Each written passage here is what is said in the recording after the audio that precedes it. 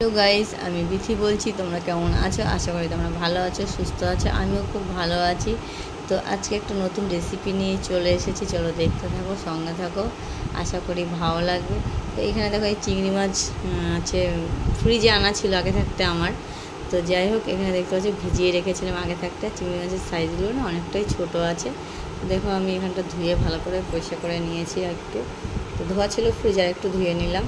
তো এখানে দেখো পরিমাণ মতো নুন দিলাম, আর হালকা করে, মানে বেশি না, পরিমাণ একটুখানি হলুদ দিয়েছি, কারণ বেশি হলুদ দেওয়া যাবে না এখানে। তো যাই হোক, দেখতেই পারছো। তো এখানে আছে আমি তোমার চিংড়ি মাছের মালাইকারি করবো, তাই তো চিংড়ি মাছটা অনেকটাই ছোট হয়ে গেছে মালাইকারি হিসাবে। আর এখানে দেখতে পাচ্ছি এটা হচ্ছে নারকেল। তো তোমার হাত দুমড়ো বলে না লাউ নারকেল বলে, আমার ঠিক জানা নেই। তো তোমরা যদি কেউ জেনে থাকো অবশ্যই কমেন্টে জানাবে। আর এখানে আছে একটু পেঁয়াজ কুচি, টমেটো কুচি, আর পোস্ত আছে, আর 2 কোয়া রসুন আছে, লঙ্কা আছে। তো এখানে আমি আদা দিলাম না, আদা আমার কাছে যেহেতু ছিল না তাই আমি দিলাম না, আপনার চাইলে দিতে পারেন। আর এখানে দেখা যাচ্ছে ঘি। তো ঘিয়ের গন্ধটা না আমার খুব ভালো লাগে। তো দেখতেই পাচ্ছে এখানে 1 চামচ আমি সাদা তেল দিয়ে দিলাম কড়াইতে, আর 1 চামচ এখানে আমি ঘি দিয়ে দিচ্ছি।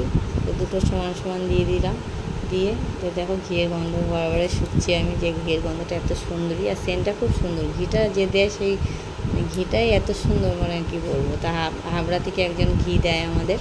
তো যাই হোক, আর এখানে দেখতে পাচ্ছ এবার চিংড়ি মাছগুলো আমি আঁচটা কমিয়ে হালকা ভেজে নেবো, বেশি কড়া করে ভাজবো না চিংড়ি মাছটা। তো ঘিয়ের গন্ধটা না খুব সুন্দর, মানে চিংড়ি মাছের মতো যাতে ঢোকে। তো এইটা হচ্ছে নতুন পদ্ধতিতে চিংড়ি মাছের মালাইকারি করব। তো অনেকে অনেক রকম করে। তো আমি এটা আজকে নতুন বানাচ্ছি, এটা নতুন চিংড়ি মাছের মালাইকারি রেসিপি বলতে পারো। তো চিংড়ি মাছটা আমার আর একটু বড় হলে ভালো হতো।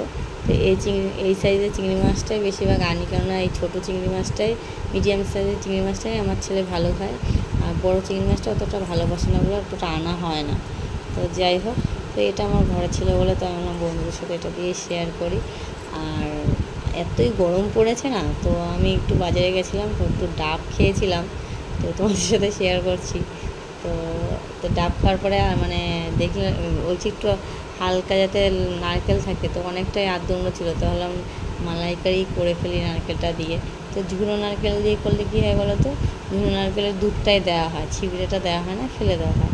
আর এটাকে আমি পুরোটাই পেস্ট করে দিয়ে দিয়েছি, এটাতে খেতেও বেশি টেস্ট লাগবে তাই। তো এখানে দেখো আমি চিংড়ি মাছটা কি সুন্দর হালকা করে ভেজে নিয়েছি। ক্যামেরাতে না, মানে ক্যামেরায় কেমন বেশি কড়া লাগছে, কিন্তু না, আমি পুরো হালকা করেই ভেজে নিয়েছি এখানটা। তো দেখতেই পারছো। তো ভাজার পর এখানটা দেখো, আবার আমি যেন কী করতে গেছিলাম।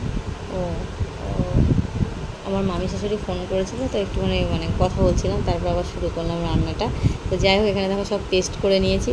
ওখানে পেঁয়াজ, রসুন, আদা, লঙ্কা, সব আলাদা পেস্ট করে নিয়েছি। আর টমেটোটা আলাদা পেস্ট করেছি। আর এখানে কাজু আর পোস্ত, চালমগজটা আলাদা পেস্ট করে নিয়েছি। আর এখানে দেখো আমি একটু সর্ষের তেল দিয়েছি, কারণ সাদা তেল দিলে ভালো লাগবে না। ওই তেলের মধ্যেই, ঘিয়ের মধ্যেই একটু সর্ষের তেল দিয়ে দিলাম, কারণ এই সমস্ত জিনিস সর্ষের তেল দিয়ে না করলে বেশ ভালো লাগে না। তো যাই হোক, এই সর্ষের তেলটা দেওয়ার পরে গরম হয়ে গেছে, এবার আমি দিয়ে দিলাম পেঁয়াজ, আদা, রসুন, মানে সরি, আমি তো আদা দিইনি।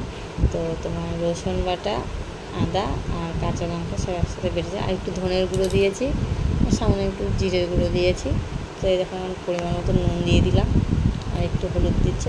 হলুদের পরিমাণটা কম দেবো এখানে, দেখতেই পারছো। এবার এটা ভাজা হয়ে আসবে, তারপরে টমেটোটা দিয়ে দেবো, টমেটো বাটাটা। তো একটু ভাজা হয়ে আসার পরে ওটা, তারপরে আমি ওইদিকে মানে কাজু বাটাটা দিয়ে দেবো। আর এখানে দেখো একটু হালকা করে নুন, মানে কি এটাকে বলে, চিনি।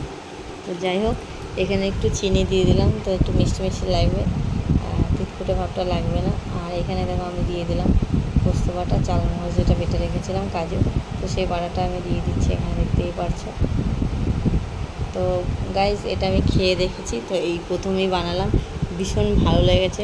আমার কাছে তো খুব ভালো লেগেছে, তো আমাদের কাছে ভালো লেগেছে খুবই। তো আপনারা অবশ্যই বাড়িতে ট্রাই করবেন, আপনাদেরও খুব ভালো লাগবে।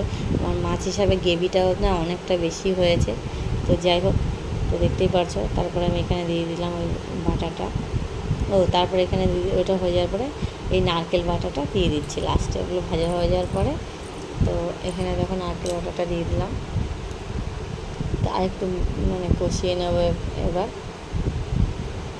আর একটু জল দিয়ে দেবো। জলটা দিলে কী বলো তো মানে মশলাটা ভালো গায়ে লাগে আর ভাজাটাও ভালো হয়।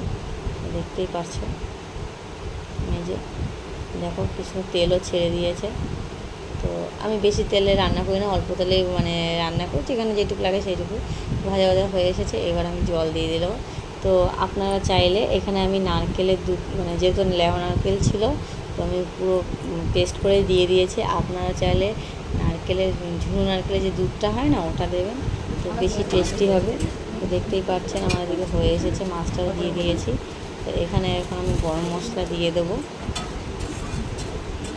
একটু মানে বাগদা চিংড়ি দিয়ে করলে আরও বেশি টেস্ট হবে। আপনারা যদি কেউ করে খেয়ে তো বাগদা চিংড়ি দিয়ে করুন, খুব বেশি ভালো লাগবে। তো এখানে দেখতে পাচ্ছেন আমার চিংড়ি মাছের মালাইকারি হয়ে গেছে। যদি ভালো লাগে অবশ্যই লাইক কমেন্ট শেয়ার সাবস্ক্রাইব করে দেবে।